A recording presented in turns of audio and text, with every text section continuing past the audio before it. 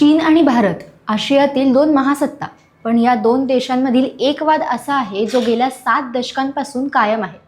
तो म्हणजे सीमावाद. विशेषतः अरुणाचल प्रदेश हा या वादाचा सर्वात संवेदनशील भाग मानला जातो.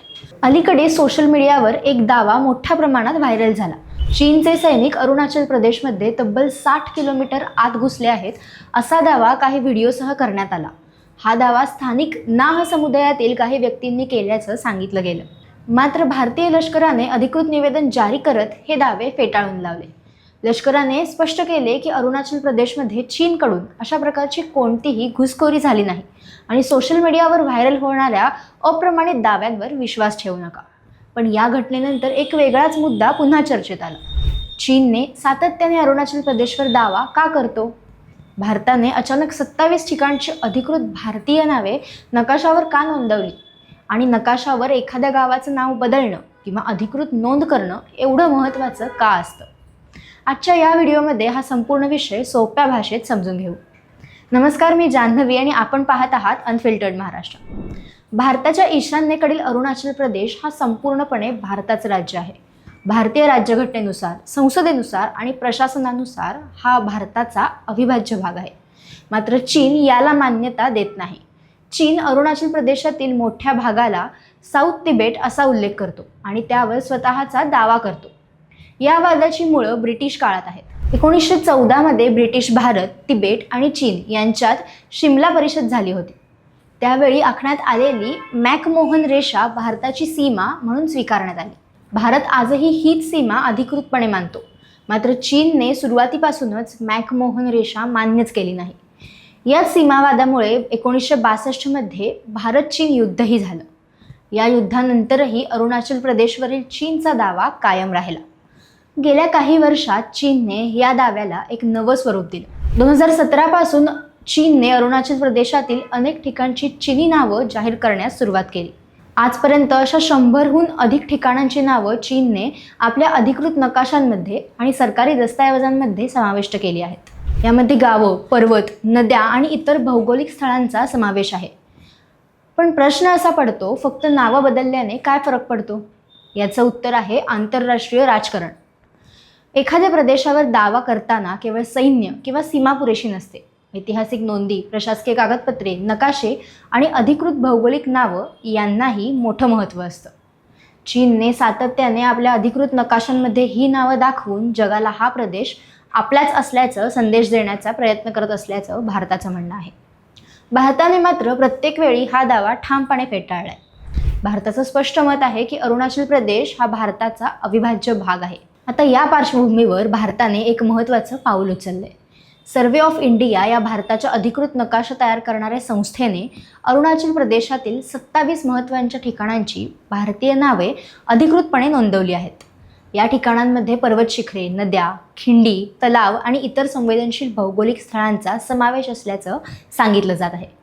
असा प्रश्न आहे की ही नावं आधीपासूनच अस्तित्वात होती, मग आता पुन्हा अधिकृत नोंदणीची गरज का पडली? कारण आंतरराष्ट्रीय स्तरावर अधिकृत सरकारी नकाशांना मोठं महत्त्व असतं. जेव्हा एखादं राष्ट्र स्वतःच्या अधिकृत नकाशामध्ये एखाद्या स्थळाचं नाव, स्थान आणि सीमा स्पष्टपणे नोंदवतं, तेव्हा तो त्या प्रदेशावरील आपल्या प्रशासकीय अधिकाराचा पुनरुच्चार करत असतो. म्हणजेच हा फक्त नकाशा नाही, तर तो एक राजनैतिक संदेश आहे. तज्ज्ञांच्या मते हा प्रकार मॅप वॉर किंवा नकाशांचं राजकारण म्हणून ओळखला जातो. आजच्या काळात सीमा केवळ रणांगणावर ठरत नाही, त्या नकाशांमध्ये, अधिकृत कागदपत्रांमध्ये, उपग्रह नोंदीमध्ये आणि आंतरराष्ट्रीय संस्थांच्या दस्तऐवजांमध्येही मजबूत केल्या जातात. याचमुळे भारत आणि चीन दोन्ही देश या बाबतीत अत्यंत सक्रिय आहेत. आता पुन्हा त्या व्हायरल दाव्याकडे येऊया. सोशल मीडियावर चीनने 60 किलोमीटर आत घुसखोरी केल्याचा दावा करण्यात आला होता. मात्र भारतीय लष्कराने हा दावा अधिकृतपणे नाकारला आहे. त्यामुळे अशा प्रकारच्या संवेदनशील विषयांवर सोशल मीडियावर प्रत्येक व्हिडिओ किंवा पोस्टवर विश्वास ठेवण्याऐवजी अधिकृत माहितींवर अवलंबून राहणं आवश्यक आहे. याचा अर्थ असा नाही की भारत आणि चीन सीमावाद संपला आहे. दोन्ही देशांमध्ये वास्तविक नियंत्रण रेषेवर म्हणजेच LACवर अनेक भागांमध्ये मतभेद कायम आहेत.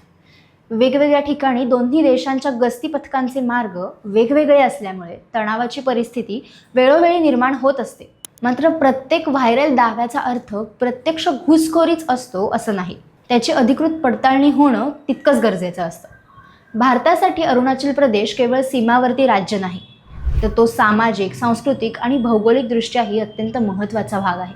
येथील स्थानिक जमाती, सीमावर्ती पायाभूत सुविधा, लष्करी तळं आणि चीनच्या सीमेजवळील भौगोलिक स्थिती यामुळे या राज्यांचं महत्त्व अधिक वाढतं। म्हणूनच भारत सरकार गेल्या काही वर्षात रस्ते, पूल, हवाई तळं आणि इतर पायाभूत सुविधा विकसित करण्यावरही भर देत आहे। दुसरीकडे चीनही सीमावर्ती भागात पायाभूत सुविधा वेगाने उभारत आहे। यामुळे दोन्ही देशांमधील केवळ लष्करच नव्हे, तर प्रशासकीय आणि राजनैतिक पातळीवरही स्पर्धा तितकीच सुरू आहे।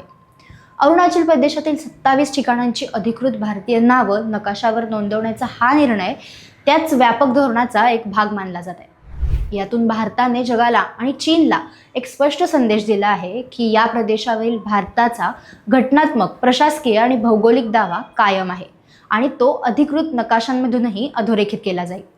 शेवटी एक गोष्ट लक्षात ठेवणं महत्त्वाचं आहे, सीमावादासारख्या संवेदनशील विषयांमध्ये अनेकदा अप्रमाणित माहिती, जुने व्हिडिओ किंवा दिशाभूल करणारे दावे सोशल मीडियावर व्हायरल होतात। म्हणून अशा विषयांवर भारतीय लष्कर, परराष्ट्र मंत्रालय किंवा इतर अधिकृत संस्थांकडून आलेल्या माहितीवरच विश्वास ठेवणं अधिक योग्य ठरतं। आता पुढील काळात भारत आणि चीन यांच्यातील सीमावाद, राजनैतिक चर्चा आणि सीमावर्ती घडामोडी कशा घडतात याकडे संपूर्ण जगाचं लक्ष लागलंय। तुमच्या मते भारताने अरुणाचल प्रदेशातील 27 ठिकाणांची अधिकृत नावं नकाशावर नोंदवण्याचा निर्णय किती महत्त्वाचा आहे? आणि भारताने चीनच्या अशा दाव्यांना आणखी कोणत्या प्रकारे उत्तर द्यायला हवं? तुमचं मत आम्हाला कमेंट्समध्ये नक्की सांगा। व्हिडिओ आवडला असेल तर लाईक करा, शेअर करा आणि आंतरराष्ट्रीय घडामोडी, संरक्षण विषय आणि भूराजकारणाचं सखोल विश्लेषण मराठी भाषेत पाहण्यासाठी आमच्या चॅनलला सबस्क्राईब करायला विसरू नका। धन्यवाद।